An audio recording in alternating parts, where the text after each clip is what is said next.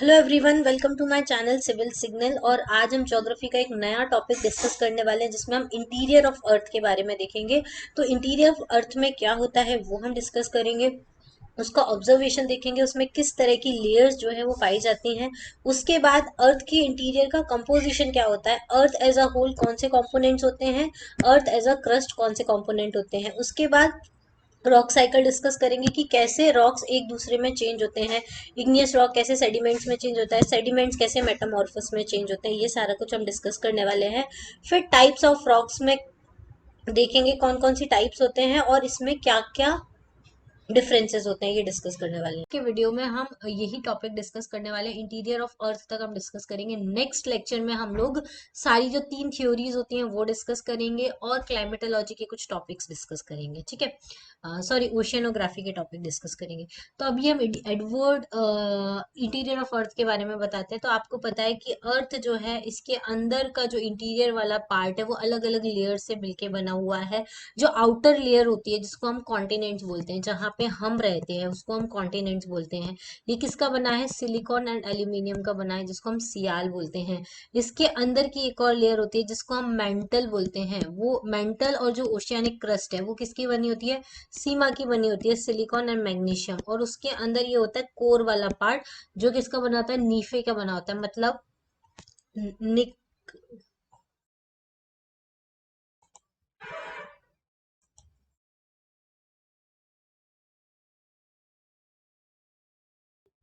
नीफे का बना होता है, मतलब कि निकल और आयरन का बना होता है, ठीक है।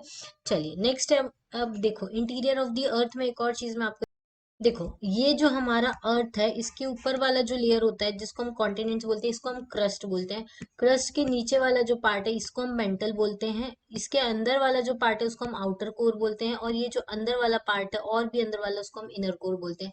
तो अर्थ क्रस्ट जो है वो इस तरीके से है, ऊपर वाला पार्ट क्रस्ट कहलाता है, उसके नीचे वाला पार्ट मेंटल कहलाता है, फिर उसके अंदर वाला पार्ट आउटर कोर कहलाता है, और सबसे अंदर जो होता है वो इनर कोर होता है, ठीक है। अब ये वाला जो फिगर है इसमें आप देखिए, एक बार मैं इसको इरेज कर देती हूँ, एक सेकेंड। अरे देखिए, अब ये जो मेंटल वाला पार्ट है वो किसका बना होता है, एस्टेनोस्फियर लेयर होती है इसमें, और इसका जो ऊपर वाला पार्ट होता है उसमें से एक ओशियनिक क्रस्ट होती है और एक कॉन्टिनेंटल क्रस्ट होती है। ये पूरा का पूरा, ये इतना जो पार्ट है ये मेंटल है। आउटर कोर कैसा होता है, लिक्विड होता है, ठीक है। उसके बाद इनर कोर कैसा होता है, सॉलिड होता है, ठीक है। तो इस तरीके से होता है। मेंटल जो होता है, लिथोस्फीयर में क्रस्ट और अपर मोस्ट सॉलिड मेंटल होता है, ठीक है। और ओशियन ओशियन वाली जो क्रस्ट है वो भी कैसा होता है, सॉलिड होता है। उसके नीचे एक सेमी मोल्टन लेयर होती है जिसको हम एस्टेनोस्फीयर बोलते हैं, उसी के ऊपर ओशियनिक क्रस्ट और ये लिथोस्फीयर क्रस्ट जो होती है वो मूव करती रहती है, ठीक है। उसके नीचे मेंटल के बाद आता है आउटर कोर जो लिक्विड फॉर्म में होता है, उसके बाद इनर कोर आता है जो कि सॉलिड फॉर्म में होता है, ठीक है। एस्टेनोस्फीयर सेमी मोल्टन स्टेट में होती है, और एस्टेनोस्फीयर के आगे मेंटल जो होती है वो रॉक्स, मेंटल रॉक्स जो होती है वो डेंस होती जाती है। यहाँ पे ये जो रॉक्स है ये बहुत डेंस है। फिर आउटर कोर जो है वो लिक्विड फॉर्म में होता है और इनर कोर जो है वो सॉलिड फॉर्म में होता है, ठीक है। इस तरीके से होता है। अब ये जो ओशियानिक क्रस्ट होता है इसके नीचे एक राइजिंग लिम्ब होती है जहाँ पे ये ओशियानिक क्रस्ट बनता है। ओशियानिक लिथोस्फीयर भी इसको बोलते हैं, इसी के नीचे एस्टेनोस्फीयर होता है। और ओशियानिक क्रस्ट जहाँ पे डिस्ट्रॉय होती है उसको हम क्या बोलते हैं, ट्रेंचेस बोलते हैं। अच्छा, ये हम अभी आगे थ्योरीज में पढ़ेंगे, फिर भी मैं आपको यहाँ बता देती हूँ, जो मिड ओशियानिक रिज होती है वहां पे ओशियानिक क्रस्ट फॉर्म होती है, न्यू ओशियानिक क्रस्ट फॉर्म होती है। और जो ट्रेंचेस होते हैं वहां पे ओशियानिक क्रस्ट डिस्ट्रॉय होती है, वहां पे ओल्ड ओशियानिक क्रस्ट होती हैं। भी कैसे मूव करेंगे हम सब थ्योरीज में देखेंगे। उसके अलावा ये वाली जो क्रस्ट होती है कॉन्टिनेंटल क्रस्ट, ये परमानेंट क्रस्ट होती है, ये ना ही डिस्ट्रॉय होती है ना ही ये बनती है, ये ऑलरेडी प्रेजेंट है।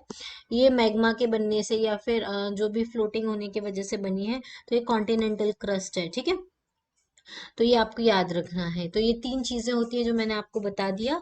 अब नेक्स्ट अब हम देखेंगे composition of the interior of the earth. क्या इससे बहुत क्वेश्चन आते हैं, अर्थ एज अ होल और अर्थ क्रस्ट के एलिमेंट्स के ऊपर क्वेश्चन आ जाते हैं। पूछा जाता है अर्थ एज अ होल में कौन सा एलिमेंट सबसे ज्यादा पाया जाता है, तो आयरन सबसे ज्यादा पाया जाता है और सबसे कम जो है एल्यूमिनियम पाया जाता है। ये 2 क्वेश्चन बहुत पूछे जाते हैं, स्टेटमेंट्स में दे दिए जाते हैं। सबसे ज्यादा आयरन पाया जाता है, फिर ऑक्सीजन, फिर सिलिकॉन, फिर मैग्नीशियम, फिर सल्फर, फिर निकल, फिर कैल्शियम, फिर एल्यूमिनियम।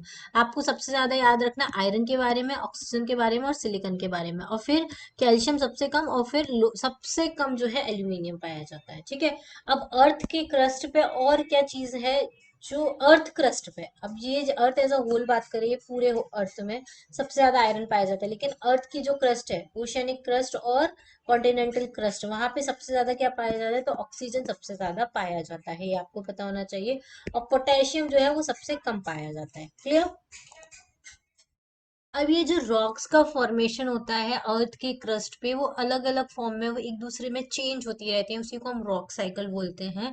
तो आपको पता है कि जो मैग्मा हमारी अर्थ के अंदर है, मेंटल में रहता है, वो मैग्मा जब है वो बाहर निकल के आता है, तो बाहर निकलने के बाद जब वो कूल डाउन होता है तो उसकी वजह से कौन सी रॉक बनती है, इग्नियस रॉक बनती है।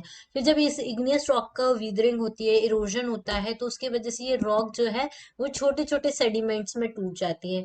जब ये रॉक सेडिमेंट्स में टूटती है, उसके ऊपर कंपैशन फोर्स लगता है, सीमेंटेशन उसका होता है, तो ये जो सेडिमेंट्स हैं वो सेडिमेंट्री रॉक में कन्वर्ट हो जाते हैं। और ये जब सेडिमेंट्री रॉक पे भी इरोजन या विदरिंग फोर्स लगता है तो ये वापस सेडिमेंट्स में कन्वर्ट हो जाती है।